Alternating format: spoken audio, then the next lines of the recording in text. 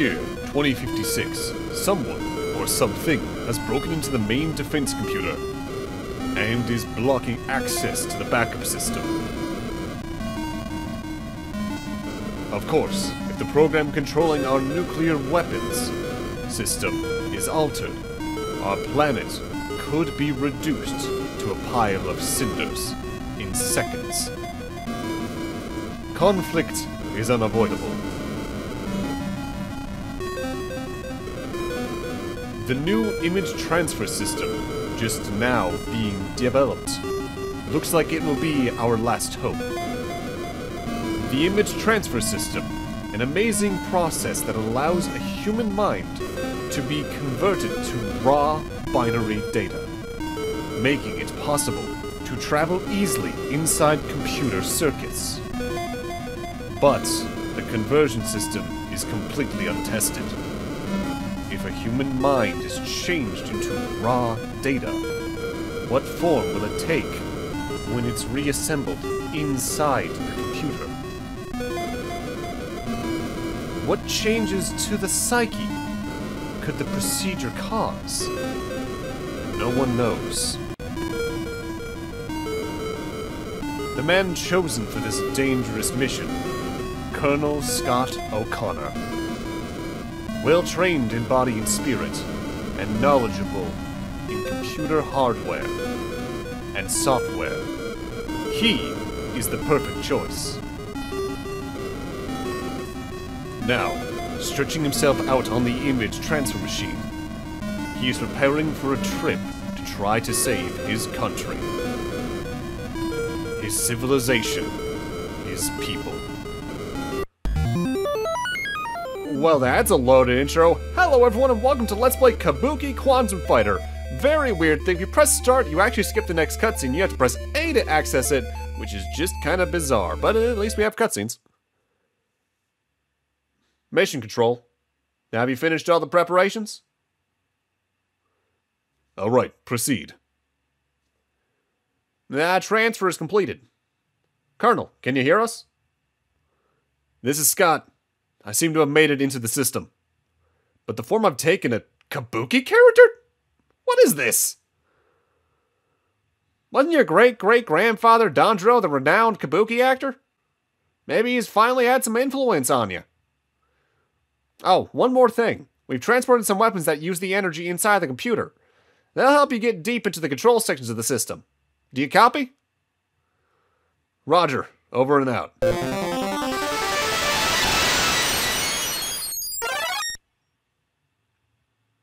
Alright, let's get right on started with the game. Kabuki Quantum Fighter is a Ninja Gaiden-like, pretty straight up. A jumps, B swings your hair like you're Shantae. When you crouch and attack, you have a very limited punch that can't do much. What Scott does that's a little different, though, is that he can't cling on walls like Ryu, but he can cling on anything that has those two little bars on them. Mostly lamps, and he can flip from one to another, and depending on how long you hold the A button, he can do several different heights. And you need to master that to finish the game, because it's the main movement tech the game has. Enemies have set drops, whether or not they'll drop health or chip depends on the one, but you might have noticed just then, I gained more health than I started with. You don't start the game at max health or chip, but you can overheal to that by just collecting enough drops or by doing something we'll see in a few moments.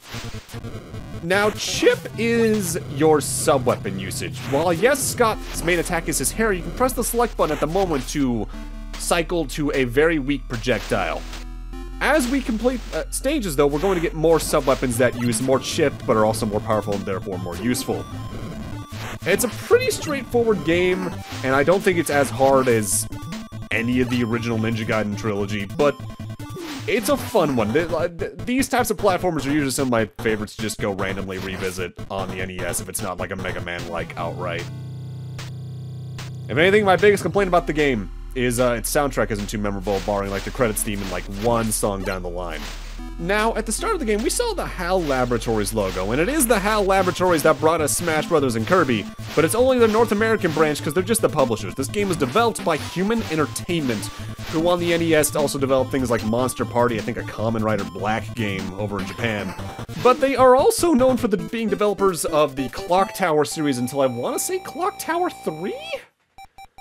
At the end of a screen, though, your health and chip are tallied down to 0 to make up your score, but then it's increased by about 4 or 5 points total. And time for the first boss, a very hoppy dude who can either do a punch, a kick, or the occasional ground shockwave they'll just travel across the screen that's easy to jump over. Now, the bosses in this game can be tough, but there's a very important thing to note, and it's very important to do this especially at the end of a boss fight. If you're running low on health, but you have a lot of chip or vice versa, you can pause the game and press up or down to siphon energy from one into the other.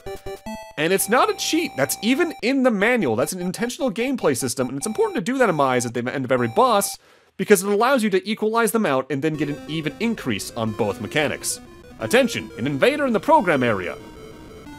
The defense system in Area 1 has been destroyed. He is proceeding to Area 2. You must find the access point immediately and cut off the invasion route. And for beating that stage, our energy gun's power's been increased. But that's a little deceiving. It didn't power up our projectile, it gave us a second projectile type that's stronger, and is overall much more worth using compared to the first one, but I'd still recommend saving your chip in most cases for the boss fights at this point. It's only really the next weapon we get I would recommend using any kind of regularly outside of boss fights. But now we're in stage 2, which is a sewer level. The water does push you, but your main goal is honestly to stay out of it most of the time because of the very Sunsoft Batman-esque spikes that can be down there. Going back to Human Entertainment, though, they're an interesting company to talk about because after they went bankrupt and disbanded around 2000, their former workers and members went all sorts of different directions, making different companies. Some of them went on to just do some minor stuff in Nude Maker, where they mostly just did stuff with Steel Battalion, I think. Some of them went over to become the Sandlot Company, which would mostly be known for Earth Defense Force. A lot of them went on to be part of Spike, which would later merge with Chunsoft to become Spike Chunsoft, and they're all over the place doing games, be it licensed stuff for Dragon Ball. They did a lot of the DS and GBA Pokemon games from memory, and I think they still do to this day. But some of the most interesting members went on to be a part of Grasshopper Entertainment with Suda to work on stuff like No More Heroes. So this game's got a lot of weird history in what its company would become because of that. Now, this next screen's a bit of a weird one. I haven't highlighted yet, but there is a timer on the bottom right of the screen. Most screens aren't too threatening with that. Except for this one where they only give you 50 seconds on the timer, which is absurdly strict. It's the only screen in the game with this low of a timer, and because of that, you really want to hurry through it, because I believe the timer running out is an instant kill. It's not like some games that treat it almost like a game over, but you gotta be careful. Like, even some of the longer vertical screens in the game, there's namely one in, like, the second to last level, have much more time than this. I don't know why they did this. Like, it makes me feel like they forgot to just put a 1 in front of the 50. With that, though, we're on to the second boss fight. It's another super flippy dude. But this one weirdly works like Gemini Man from Mega Man 3, and that has a laser that moves 2 or 3 times towards you directly, either going diagonally, horizontally, or directly down, up and down. Towards the latter half of the fight, as it's trying to avoid your attacks with flips, it can also create a clone just like Gemini Man. It's a weird fight. This is where you could probably use a lot of your projectile attacks just to hit him from a distance, but I'm weirdly conservative with my sub-weapon ammo in this game because I might want to use it to restore my health instead in most cases. I look at the chip for the most part in the boss fights early on as extra health I just won't use until I need to, more so than ammo. But that's stage 2. The difficulty does climb in this game, but it's mostly at a steady rate. That weird timed section is the worst part about this stage. The Colonel has been apprehended in the program area. Disaster. The Colonel's brainwaves have stopped. His support system is holding up, but he won't survive long this way. Quick, find another attack route. I'm trying to reach him. That plot point does not get brought up again. The fusion gun has now been added to our arsenal, though, and that name's a little deceiving, because what the fusion shot actually is is a spread gun from Contra, but it only goes 3 directions. The important thing to use about this, though, is that it's very good for attacking enemies that are directly above or below you, and in Stage 3 here, that's pretty essential because they place some turrets and enemies in some awkward positions as we climb this screen. Now, an important thing to note about this game control-wise, it's pretty fluid for the most part, like you have real good control of your jump. Unless you're on a conveyor belt or ice block, in which case, you are locked into one jump arc, and it has some weird acceleration where on the way down, you just shoot downwards at an absurd speed. It's real weird to talk about, but you can kind of see what's going on with it, and if you ever play the game yourself, you'll feel what I mean about it just being really awkward. Now, another interesting thing about this game is it's not an original property, at least not in Japan. This was released there as a very loose tie-in to a samurai-era aesthetic Toku movie known as Zippang. I've never seen it. I know there's some actors I recognize in it, like the main guy who plays the namesake of this game in Japan, which is Jigoku Gokurakumaru. Was in some of the 90s Godzilla movies, like I think he was in the Destroya one.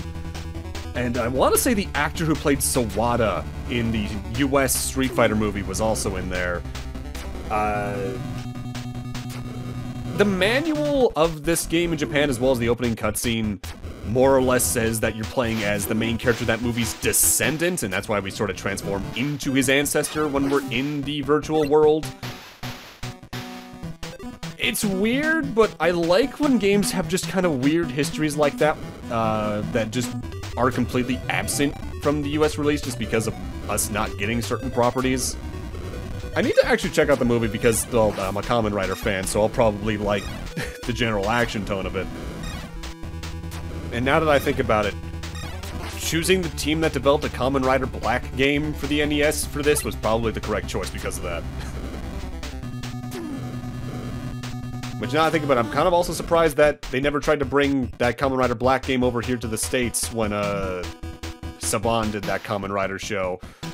But I guess that would have been during the Super Nintendo era, so probably would have been a tough sell, on top of the fact that show basically completely bombed. The stages in this game are a little weird, though, in that they are pretty uneven in length. A lot of them are only 2 screens, but there's some that just decide to be like 3 or 4. Boss 3 is this thing, which is a weird boss in that it's invisible half the time. When it's red and charging left to right between 2 and 4 times, it's completely invincible. When it stops at either wall, it'll just try to spit some acid at you that splits into some droplets.